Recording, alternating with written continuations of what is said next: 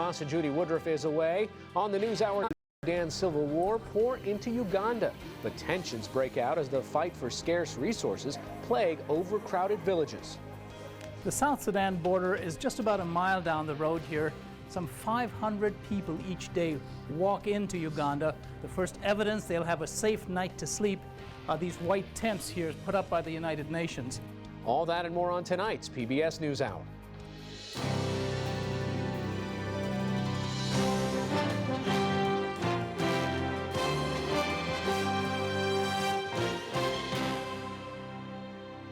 Major funding for the PBS NewsHour has been provided by BNSF Railway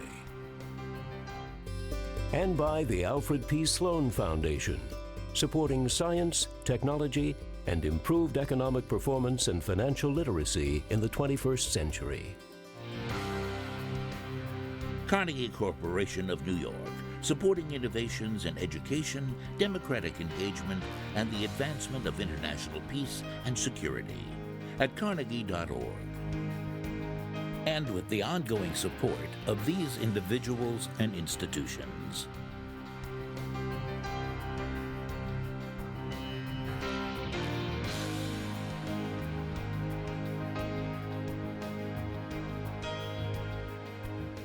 This program was made possible by the Corporation for Public Broadcasting and by contributions to your PBS station from viewers like you.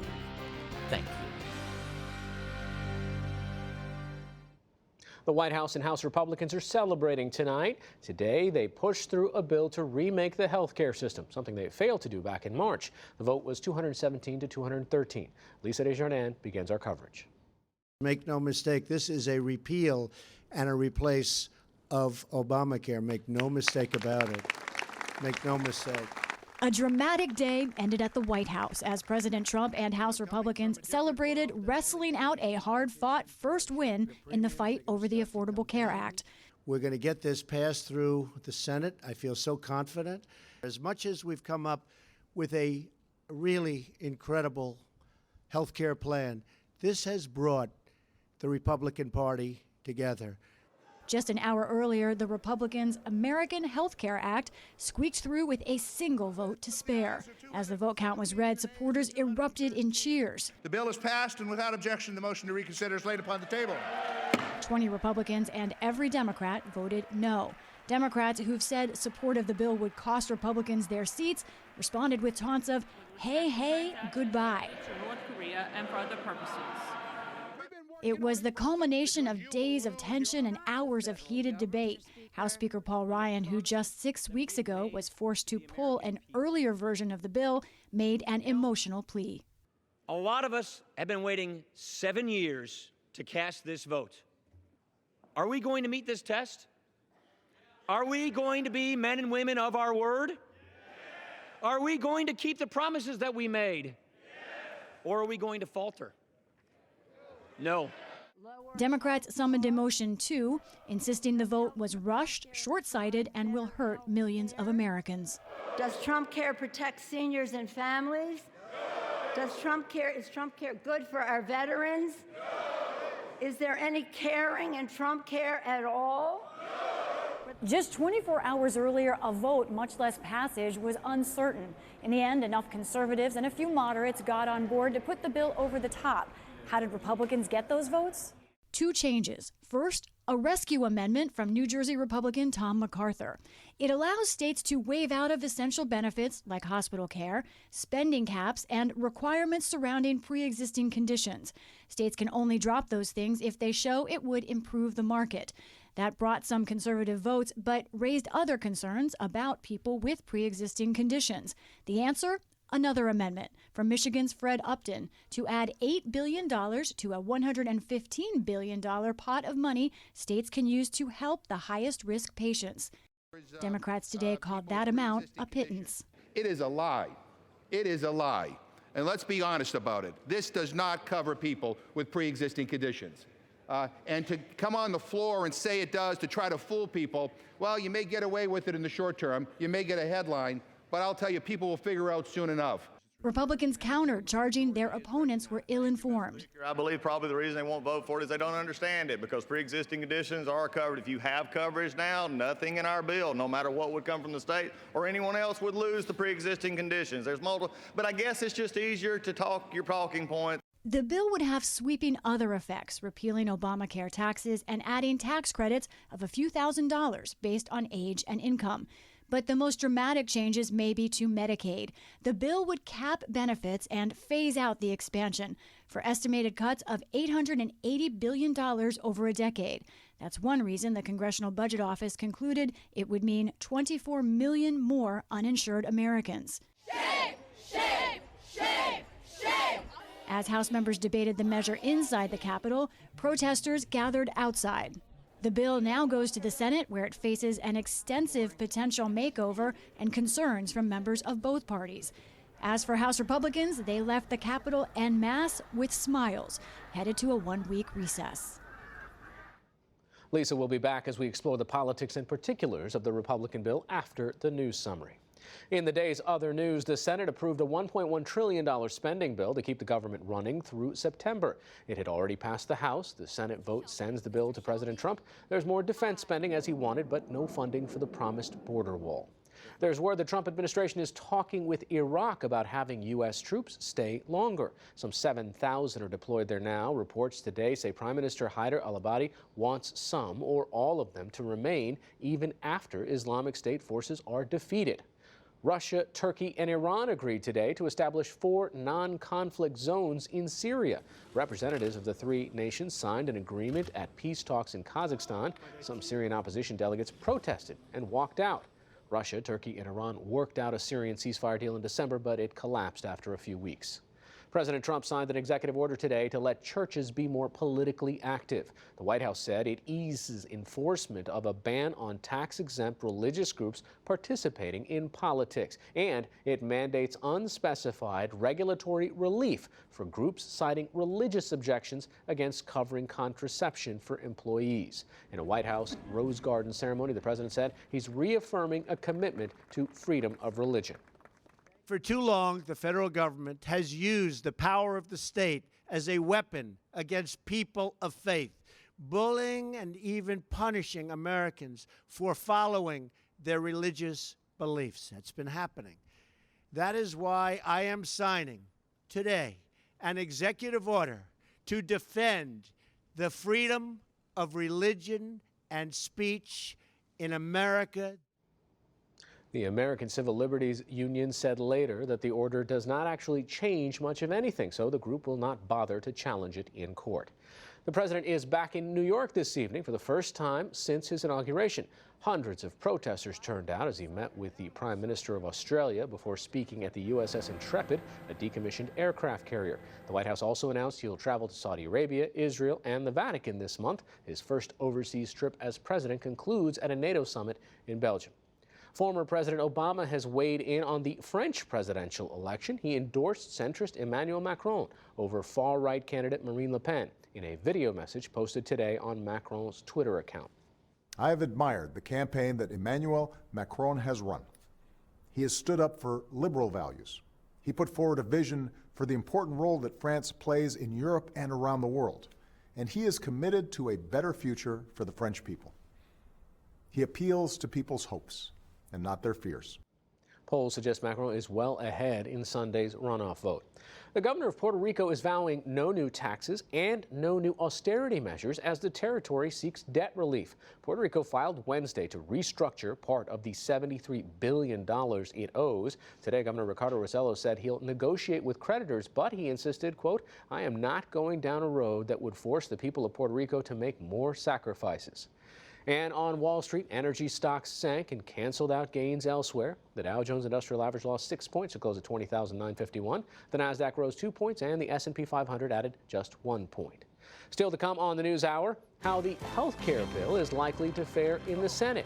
The top Democrat on the House Intelligence Committee about the latest in the Russia investigation. Making sense of Janesville, Wisconsin's complicated economic recovery, and much more.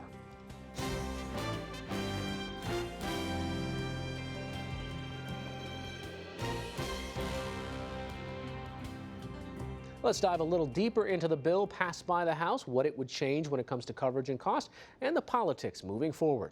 Our own Lisa Desjardins joins us for that, just back from Capitol Hill, and Julie Rovner is with Kaiser Health News. Lisa, let's start with pre-existing conditions. That became the phrase that pays all week long and even today. Who's going to get left out of this? It's a very serious concern. According to the Kaiser Family Foundation, as Julie will talk about more in a second, some 52 million Americans have pre-existing conditions, adults, and could have their insurance affected.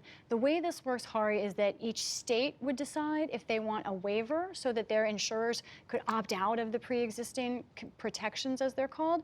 Now, Republicans say that this should not affect those with pre-existing conditions because if their premiums get too high, they've created what's called high-risk pools.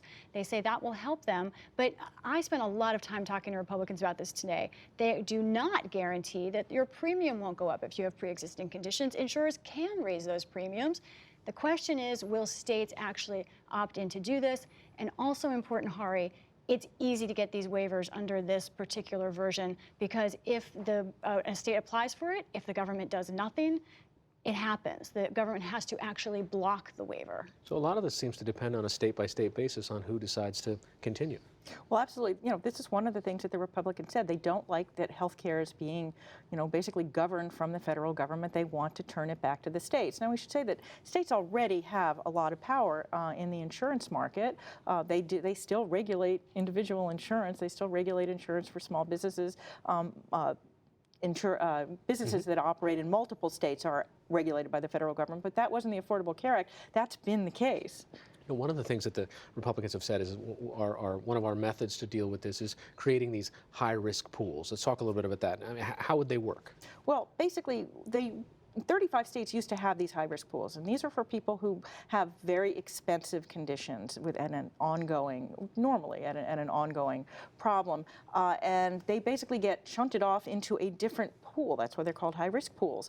And the reason for that is that the healthier people in the regular pool would then have lower premiums because they're not paying for those expensive people. But does that mean that the sicker people have higher premiums? That's exactly correct. The sicker people could get insurance, but they had higher premiums. Sometimes they had pre-existing condition exclusion, so you couldn't get coverage for the very thing that got you into the high-risk pool, sometimes for up to a year.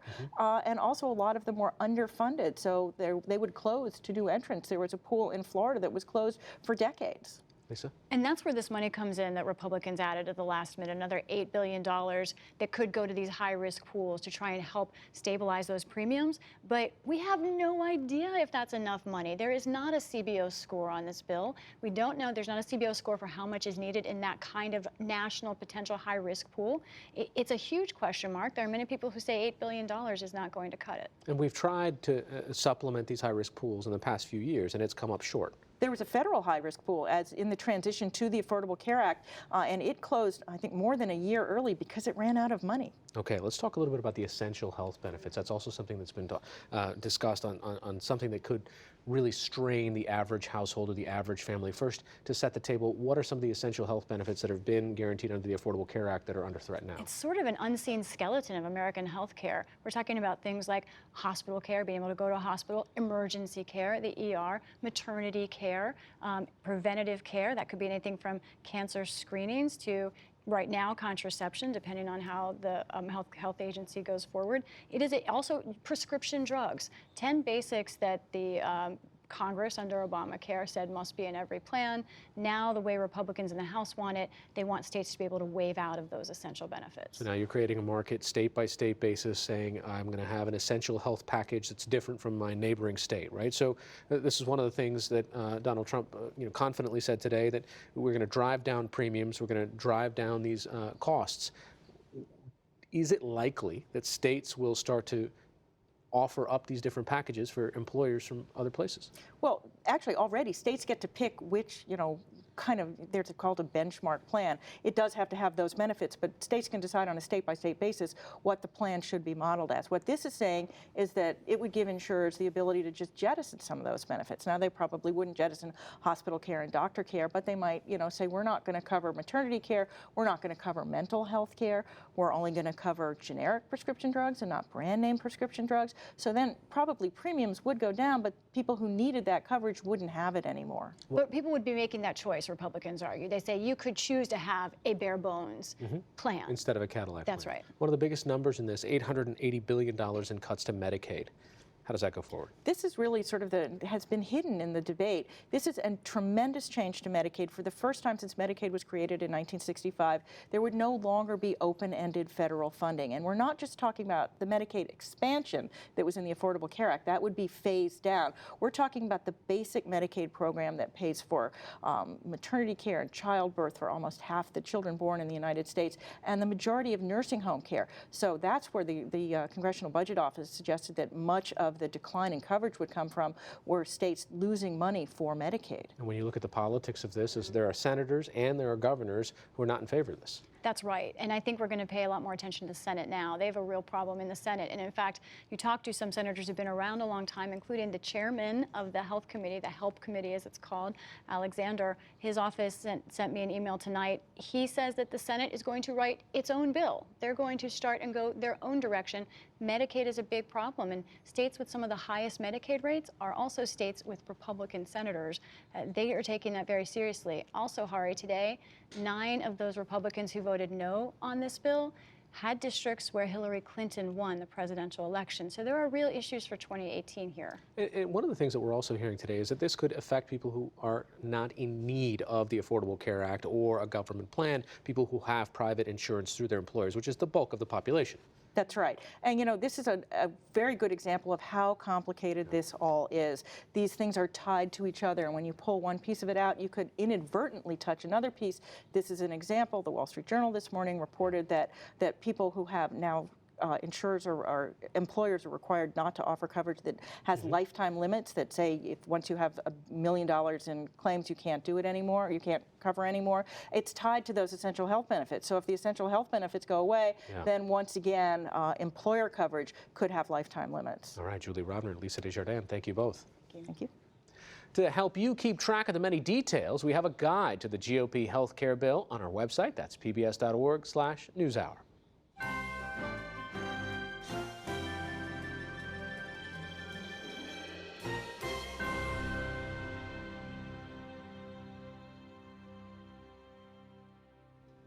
There are at least 3 major investigations underway into what role Russia played in the presidential election and whether the Trump campaign colluded in that process. Today, 2 of the nation's top national security officials held a closed hearing with congressional investigators. William Brangham has more.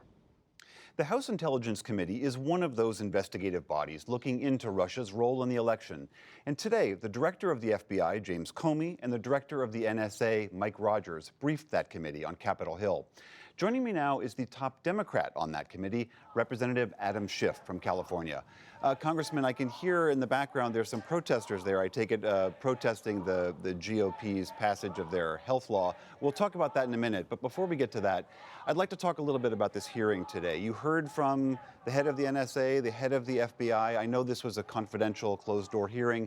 Can you share a little bit with us about what you heard today? Certainly. Well, I can't go into the contents. I can't tell you the 3 areas of focus for us. And that is we have this very public assessment by the Intelligence community, that the Russians intervened. They did so to hurt Secretary Clinton, to help Donald Trump. And we are investigating to make sure that the conclusions reached in that report are an accurate reflection of the raw intelligence.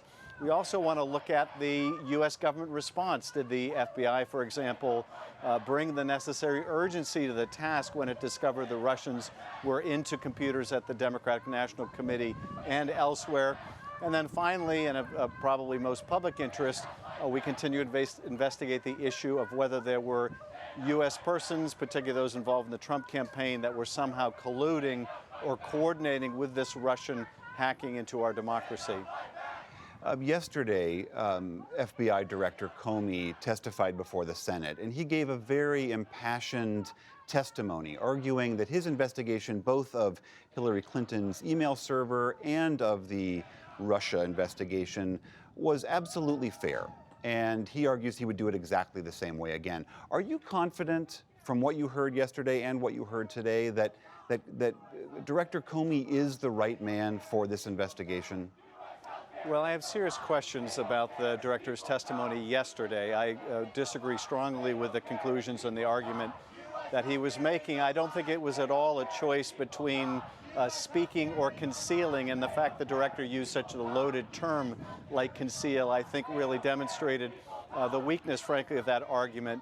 The real choice was whether he would abide by the Department of Justice policy of not discussing pending matters right before an election. He violated that policy, and he also treated the Clinton investigation and the Trump investigation in very different ways. And I don't think his argument that one investigation was in the early stage, that he disclosed the Clinton investigation only 3 months after it had begun, and somehow it was different for the Trump investigation, holds up. After all, in October, the Trump investigation, by his own accounting, had also been going on for 3 months. So I don't agree with what he said yesterday. At the same time, in terms of going forward, I have to hope that he will do a thorough investigation of these allegations concerning the Trump campaign. We, for our part, are determined to follow the facts wherever they lead, and we're going to have to expect him to do the same. Congressman, a few months ago, you said that there was more than, there was a good bit of evidence that there had been collusion by the Trump campaign. Later, you seemed to indicate that perhaps that wasn't as clear. Is there anything more you can tell us today about the evidence that does or doesn't exist about collusion between the Trump campaign and the Russians?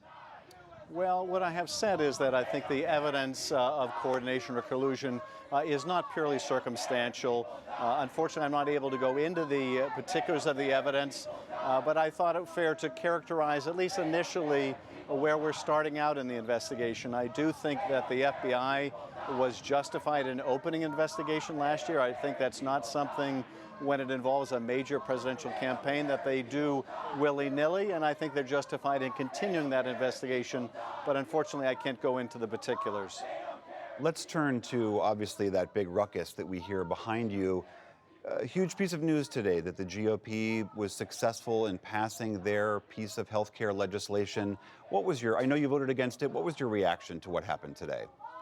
Well, my predominant reaction is it's a sad day, I think, for this institution when we would vote and effectively cut off millions of people from access to health care. And when you have the kind of massive cuts to Medicaid that are in this bill, when you're essentially telling states they can do away with protections for people who have pre-existing health conditions, you're voting for legislation that you know or should know will mean that millions will lose their access to health care. We ought to be sad about it. I don't think the Republicans should be celebrating at the White House about it. And I will say this, too. It's not that this is some abstract desire to cut people off from health care. The real motivating force behind my GOP colleagues and the vote today is they want to take the money out of the health care system and they want to give it out in the form of a tax cut that will benefit predominantly wealthy people. That's the tragedy of what we did today, and I don't think it's going to pass muster in the Senate. I think that celebration will be short-lived and for good reason. Lastly, Congressman, the president seemed to indicate today at the White House that Obamacare was dead. Do you believe that's true? No, I don't believe that at all. And what we have seen throughout the country is states that have wanted to make it successful, like my own home state of California, have, and millions more people are now covered by insurance. The marketplaces work reasonably well, not perfect, and we can still improve it. But in other states where they wanted it to fail, willed it to fail, tried to deter people from enrolling, they have largely succeeded in doing that. The president, for his part, is also determined to try to bring down the Affordable Care Act. That's why they have cut off outreach to young people. They want only older, sicker people to enroll and to raise costs so they can make the case for a repeal. It's a cynical strategy. I think at the end of the day, the Republicans won't be able to do this on their own and shouldn't. And I hope it'll get us to a place where we can work together on a bipartisan basis to improve the existing system and not do away with it in favor of cutting millions of people off from health care. All right, Representative Adam Schiff, thank you very much. Thank you.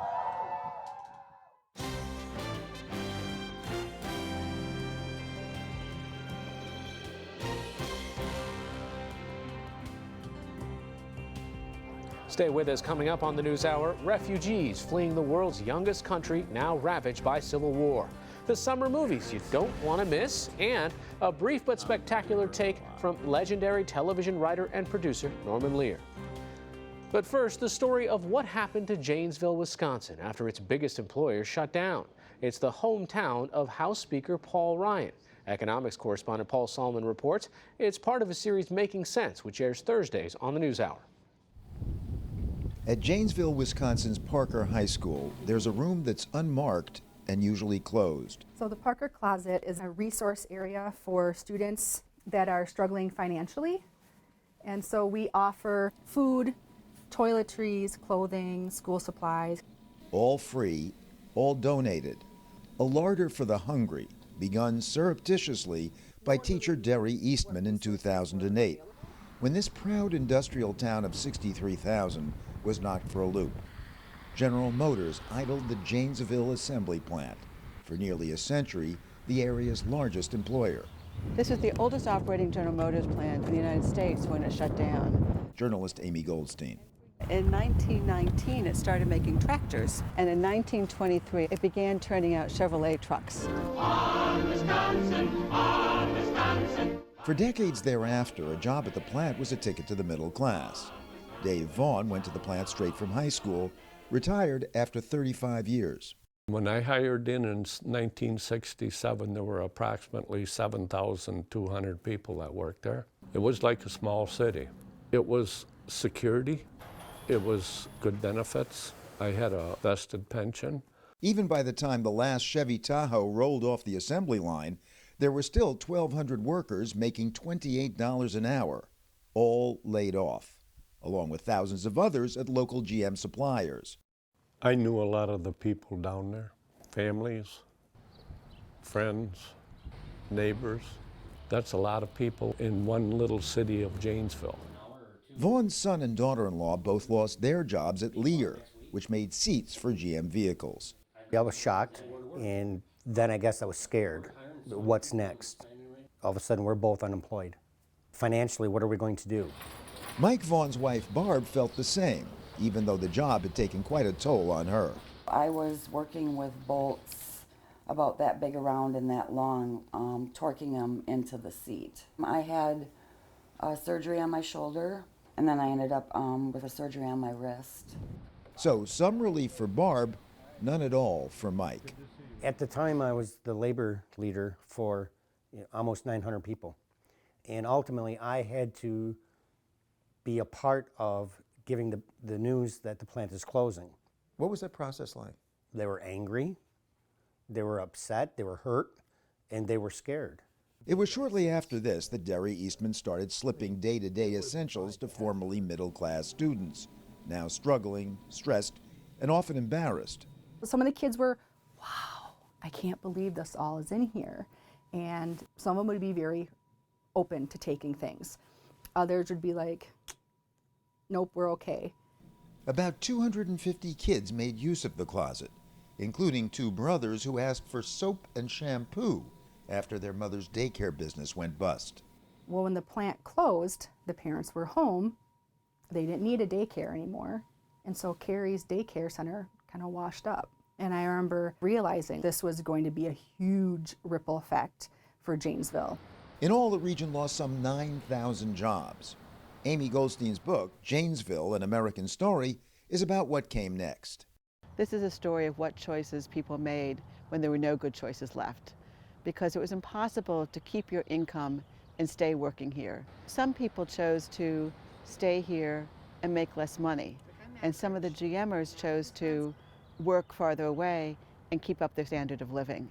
Thus the term GM gypsies, workers who accepted a transfer to other GM plants hundreds of miles away. Good morning, transferees! How many of y'all, this is the first move you've ever made? There will be difficulties. Living experience of it. I've got one failed marriage behind me. Indiana was the closest place you could work, in Lordstown, Ohio. So these families were very split up, and to this day, some of the families are still split up with workers coming home, depending on how far away they are, once a week, once a month. But other workers took the path so often pushed in deindustrializing America these last few decades. Stay in town and go back to school for retraining. In Janesville, at highly respected Black Hawk Technical College, tuition paid by the federal government. It was here that the Vaughns strained to reinvent themselves. It was obviously scary. It was something that was uncharted and unknown. Mike stuck it out and finished an associate's degree in human resource management. Because I'd been unemployed, and I took the first job that was offered to me, which was a second shift human resources position at Seneca Foods Corporation. What was the difference in pay? It was a lot less pay. Yep, a lot less pay. Barb, long ashamed that she dropped out of high school, quickly got her diploma and then a criminal justice associate's degree, and after that, her bachelor's. I can't even describe how focused she was. I couldn't have anything less than a 4.0. She couldn't. She was a perfectionist. She had to have straight A's. I received an A-, and it just threw me for a loop. She was angry. She was angry. I thought something really bad might have happened, and she got an A-, and I was thinking, that's not bad. That's pretty good, you know? The Vaughns are success stories. Mike has worked his way back up to the salary he earned at Lear. Both have found new work they like locally, but they turn out to be stunning exceptions. Fully 2/3 of those who went to Black Hawk Technical College never finished. This was a heartbreaking thing that I heard over and over from some of the people who worked at the college, that people started a course, but they needed to grab any job they could because they just didn't have the money. But even more heartbreaking, the minority who did get a degree fared worse than those who did not. The people who we trained ended up less likely to have steady work. They had bigger drops in their wages than the people who hadn't gone back to school. So the question is why? You know, it's possible that those few jobs that were around in the community were absorbed by the people who didn't retrain. So that if you were retraining, you were stepping out of line. Exactly. Another possibility is that if you were successful at retraining and you managed to shift into a new line of work, it's very likely that you were starting at the bottom of the ladder. But whatever the reasons, job retraining, one of the precious few economic policies pretty much everyone lauds, simply fizzled. I've seen a lot of people that are potentially still struggling or not where they may have wanted to been as a result of the reschooling, the retraining. If there's no jobs available after retraining, now what do you do? In the years since the plant left, there's been a big push to attract new businesses to Janesville. Even Janesville native Paul Ryan has courted potential employers to the area. So will the town come back? There are some jobs that have come back. There aren't the kind of jobs that used to be here. I mean, the unemployment rate here in early 2009 rocketed up to more than 13%. It's now down to just under 5%. So if you look just at that number, you can say this community has really come back. Rebounded just as America has. Just as America has. But if you look at other things, it's a more complicated picture. Manufacturing jobs have not come back. And in terms of real wages, factoring inflation into account, this area is running behind where it was in 2008. So people are working again, but they're not working, making the kind of money they were before. Which may explain why Derry Eastman still has almost 200 students using the Parker Closet. For the PBS NewsHour, this is economics correspondent Paul Salman reporting from Janesville, Wisconsin. On our Making Sense page, we have an excerpt from the book Janesville, An American Story, about a struggling teenager who discovered the Parker Closet after her father lost his job at General Motors. That's at pbs.org/newshour.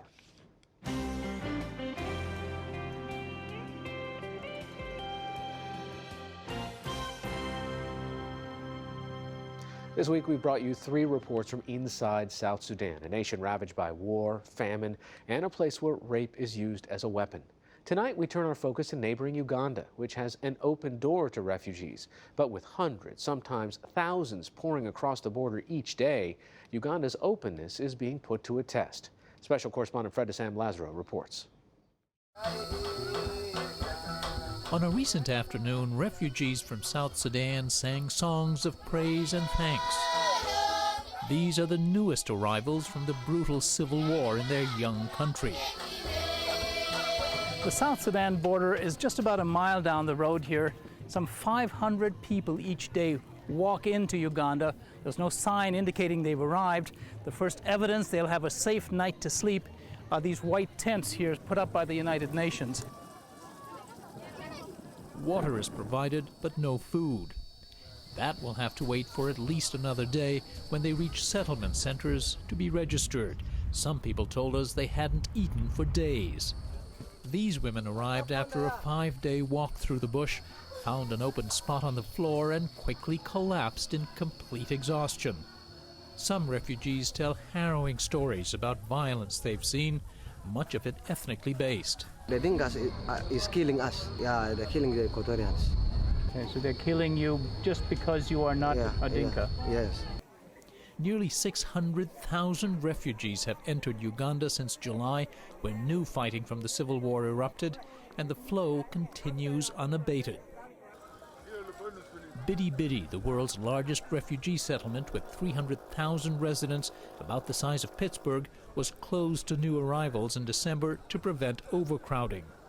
Invepi, about 30 miles from the border, was opened 2 months ago. Already 62,000 people have moved in, a number expected to reach the 110,000 capacity by late May or June. The overwhelming numbers are straining relief efforts. People wait in line for hours, occasionally days, just to get registered. And tensions are rising between the newcomers and Ugandans from nearby communities. You should take care of us. We are here. We are under your control. We arrived at Invepi shortly after a skirmish broke out between refugees and locals. This young refugee was bloodied and eventually taken away by an ambulance. We'll take care of them, don't worry. Ue Mong is field director for the UN High Commission for Refugees at Invepi. So is that a concern for you, the tensions between the local communities and the refugees? Yes, we have seen some tensions, riots of people. The concerns are valid. There needs protection-related issues. We have seen large number of children and women and a single young boys, young girls. They need a protection. They need a safe space so they can able to go to school, they can able to do their basic rights in the settlement area. Such hostility is relatively new in a country whose official policy has been to integrate refugees. It looks like any other African village rather than a refugee camp, and that's the point. Uganda's open-door policy insists that refugees be placed in settlements and not camps, acknowledging that most families will stay for some time. They're given a small plot of land that they can start to cultivate, build a small dwelling on it, and they're free to seek opportunities anywhere else in the country. So as a people who have suffered before, we do not think we should shut out anybody who's running away for security. Shaban Bantariza is a spokesman for the Ugandan government.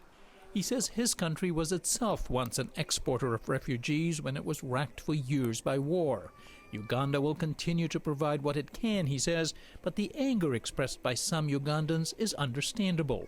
They feel disadvantaged, and they have expressed that. They feel that their inability to get sufficient drugs, their inability to have enough food is because of the influx of refugees. So naturally, they will feel agitated. But we have been trying to work on that. At the settlements, food is still available to the newest arrivals, but rations have been cut in half for people who've been here for several weeks. Water must be trucked in at huge expense. The onslaught has been so abrupt there hasn't been time to survey land and drill wells for clean water. The rationing of food was apparent when we talked with James Ken. He and his family of 7 walked for 3 weeks to reach the safety of Uganda. They now live in this tent constructed of tarps. 5 of us live down here. He's grateful for the welcome he's received, but says there isn't enough food to go around. You run out sometimes? I run completely. Even now, as you have seen, there's nothing on fire. There's nothing cooking today? Yeah. So what will the children eat today?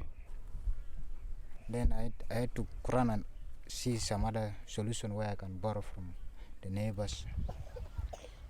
Apparently the neighbors did help with this maize flour for the next family meal. The UN estimates it will cost $840 million to deal with the refugee crisis in Uganda this year.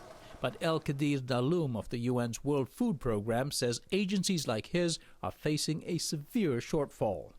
We are only 40% of what we need. We appreciate all the support we have received from our donors so far, but we appeal to all the donors that they need to increase their pledges to us and to other actors so that we address especially the life-saving needs for the refugees in the settlements. The government and UN officials say things are approaching a breaking point. The strain is definite, no doubt about that. And that's why we try to engage everybody in and out of Uganda, international community. The refugees cannot be responsibility for Uganda alone. It's a global responsibility. It's a global responsibility. Ultimately, of course, the Ugandan government and the refugees say the solution is for conditions to stabilize in South Sudan so refugees can return. That's certainly the hope of James Ken. So you could live here for a long time? Forever, unless when we go back to South Sudan, when peace come back. Do you think peace will ever come back to South Sudan? Well, we didn't know. What he does know is a strong sense of déjà vu. The 32-year-old Ken actually came to Uganda as a child, fleeing earlier strife. He returned to South Sudan 12 years ago when peace arrived, only to flee again just weeks ago. Now he fears it could take a generation in his family and thousands of others to make the trek back. For the PBS NewsHour, I'm Fred de Sam Lazaro at the Envepi refugee settlement in northern Uganda. Fred's reporting is a partnership with the Undertold Stories Project at the University of St. Thomas in Minnesota. And you can watch all of our stories from inside South Sudan on our website at pbs.org/newshour.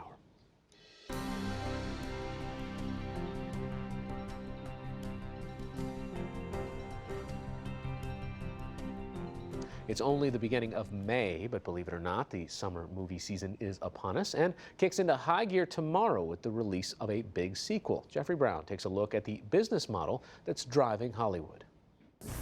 It's a tried and true formula the Hollywood studios bet on each summer. Bring on a heavy dose of aliens, add a group of charged up superheroes, throw in a few raunchy comedies. You on vacation here with your boyfriend? No, I'm just here with my mom. Plus some kid flicks, and make sure there are plenty of explosions. What's changing is how the summer season begins ever earlier. Hope you're ready. It'll be here any minute. This weekend features the release of one of the bigger sequels of the year, Guardians of the Galaxy Volume 2. The first movie was something of a surprise hit, grossing nearly $800 million worldwide. A mix of special effects, action, and comedy, and based on a comic book, producers say they're looking to tap into mass appeal once again. I think audiences are going to love, first off, many of the things they loved from the first movie: the humor, the action, the scope, the characters. What are we even talking about this for? I think the key to keeping these movies fresh is being able to give the audience a new story that nobody expects, yet totally in line, tonally, with what audiences responded to from movie one. Works, you stupid raccoon. Don't call me a raccoon! The new Guardians is expected to make a lot of money, far more than the $200 million spent on it. But not all of the blockbusters will. Many compete within days of each other, sometimes even on the same opening weekend. Yet the studios are dependent on the summer season. It accounts for more than $4.5 billion in box office sales worldwide. This year we'll see at least 15 sequels, reboots, or spin-offs between May and August, including the much-anticipated Wonder Woman. Many of the films come from older franchises. That includes Spider-Man, Planet of the Apes, yet another sequel to the Pirates of the Caribbean series, which began 13 years ago. This is weird. What are the odds of finding human vegetation this far from Earth? And there's one more follow-up to the Aliens franchise. The first movie in that series opened in 1979. An early start to summer, the film industry's blockbuster strategy, and a few of the movies themselves. We talk about it now with two film critics, Ann Hornaday of the Washington Post and Alonso Duralde of the Wrap.com. Alonso, Guardians of the Galaxy Volume 2. I didn't realize it was summer yet, but apparently it is for the studios. Well, you know, I think the studios are all making summer movies all year round now. It's kind of like being the Hallmark Channel. They make 27 new Christmas movies a year, so they have to start showing them the weekend before Halloween. If all the studios make are giant, colorful, explosion-filled movies for mass audiences, then all year has to become summer. So, Ann, summer all year round. Why has the season expanded, and how much is this blockbuster model running Hollywood? Well, the blockbuster model is definitely the dominant business model, although you know, other alternative business models have emerged as sort of a counterweight, like the Oscar award season business model, but definitely the blockbuster tentpole model is huge. It sort of started out as a strategy to attract teenagers, especially teenage boys, to the theaters. Now it's really a way to get foreign audiences. I mean, the foreign revenues and markets, emerging markets, are hugely important. So these sorts of movies travel very well because they're not necessarily as dependent on subtitling and cultural understandings and sort of cultural translation. And in terms of just the expansion of the year, I mean, since everybody was so desperately focused on the summer to kind of capitalize on vacation and people being out of school and repeat business, they've discovered that they can go where the other ones aren't and maybe make a buck. And I think Disney has really proven this out with their strategy of bringing out their live action adaptations of animated classics like Cinderella and just this year Beauty and the Beast. I mean, they've kind of taken over that March slot and really done quite well with it. So, Alonzo, I mean, what do you make of this blockbuster model? Because you look at $100 million films, $200 million films, they clearly can't and don't make it. There's always flops. How does it work? Well, you know, the idea is that audiences want to see something they're familiar with. They want, you know, intellectual properties they've seen before, whether it's a sequel or a remake or an adaptation of a Saturday morning cartoon. And a lot of those movies do make money, but it doesn't always work. We had some big flop sequels last summer. The Independence Day sequel, for one, was a big red ink spiller. But they would much rather spend a lot of money on something they think is familiar than to gamble on something completely unknown. So let me ask both of you. Ann, you can start. Which movies are you looking forward to? Either because you hope they're going to be good, or because it tells you something about the movie business itself that you're watching so carefully. Well, I mean, I'm very curious about Wonder Woman. I mean, I was one of those many critics last year that were very disappointed with Batman versus Superman and Suicide Squad. I haven't been over the moon about the way Warner Brothers has handled the DC franchise and especially the Superman storyline. So I'm really looking forward to Wonder Woman. In terms of another big movie, I'm very curious about Christopher Nolan's Dunkirk. He's done this huge spectacle about the evacuation of Dunkirk. It's always interesting to see what Christopher Nolan is up to because he's a real cinematic purist, and so I think putting him together with history and spectacle should yield some interesting results. Alonzo, start with the big movies first, these blockbuster types. What are you looking forward to? Well, in the same way that Ann and I are both looking forward to Wonder Woman because of the having a new director in the chair, Patty Jenkins instead of Zack Snyder or some of the other Warner Brothers guys, Spider-Man: Homecoming sees that property going back into the Disney Marvel family, and so hopefully they'll do a better job with it than the last few versions of that hero we got. I'm also looking forward to a couple of films that premiered at South by Southwest this year that have been getting a lot of really positive buzz.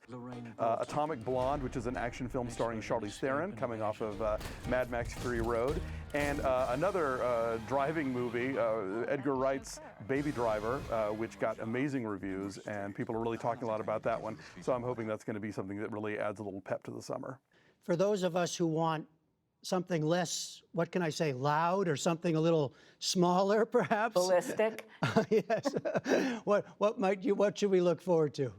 You know, there are some wonderful smaller movies, and that's another kind of counter to the blockbuster strategy, is that summer is a great time for counter-programming. And last year we saw wonderful small movies like Love and Friendship and Captain Fantastic and Hell or High Water. And I feel like this summer, another hit from Sundance called The Big Sick, which is just a charming, fact-based romantic comedy based on the true love life of Kumail Nanjiani, the Pakistani-American comic. It's just a really affecting, funny, sweet, very sincere, very affecting little movie that I think has potential to really become a sleeper hit this summer.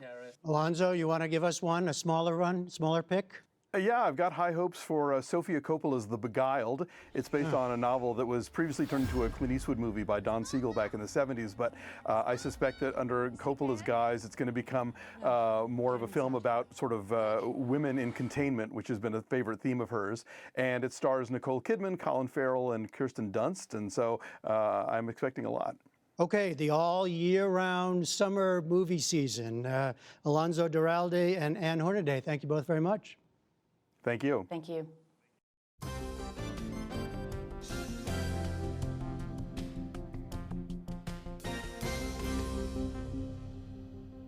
Now to another in our brief but spectacular series where we ask people about their passions. Tonight we hear from legendary television producer Norman Lear, who's responsible for some of America's most popular and groundbreaking sitcoms. At 94, Lear shows no sign of slowing down. This week he began hosting a new podcast, All of the Above. Mr. Lear, how do people treat you as you get older? Yes, people, as I grow older, people consider me wiser. And that too is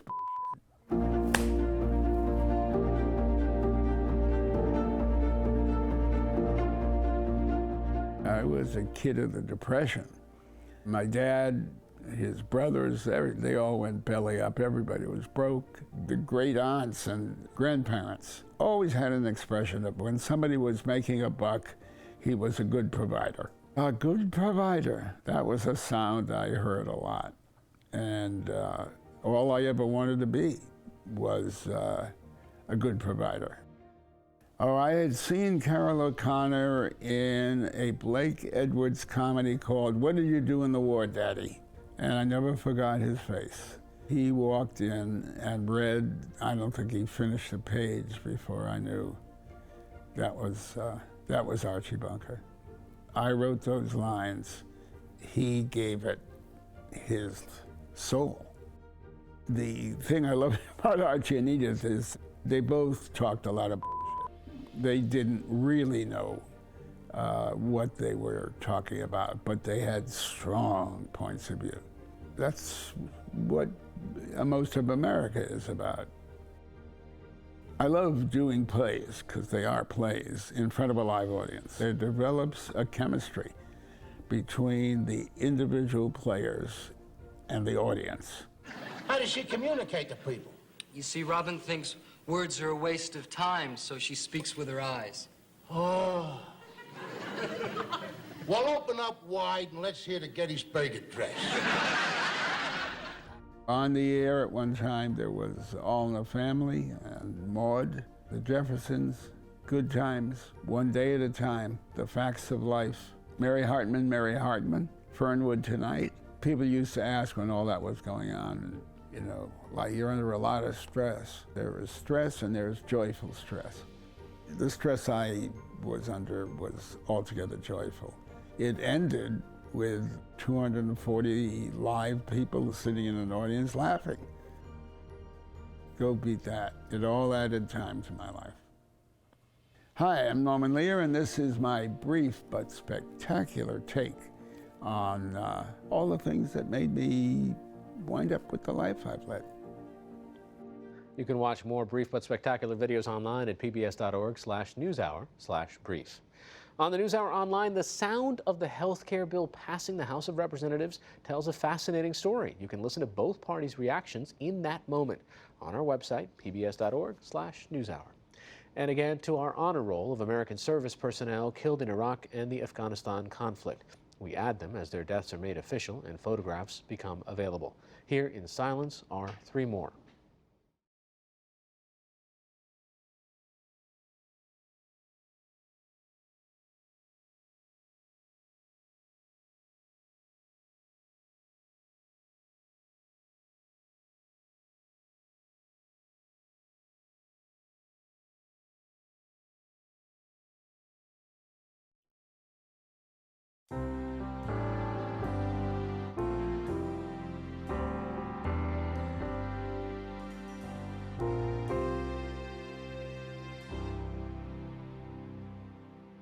And that's a news hour for tonight. On Friday, we report from Paris on the eve of France's presidential election.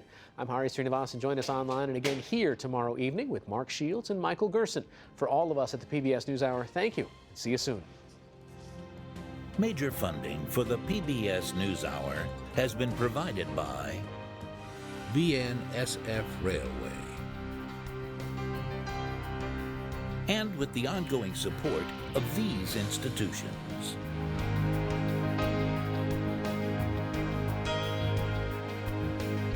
This program was made possible by the Corporation for Public Broadcasting and by contributions to your PBS station from viewers like you. Thank you.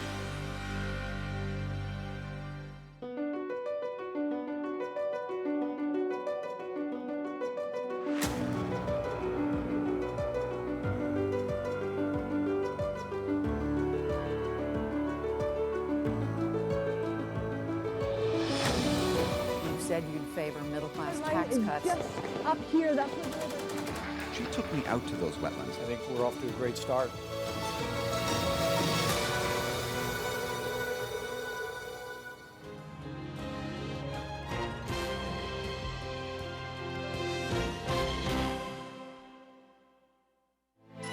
You're watching PBS.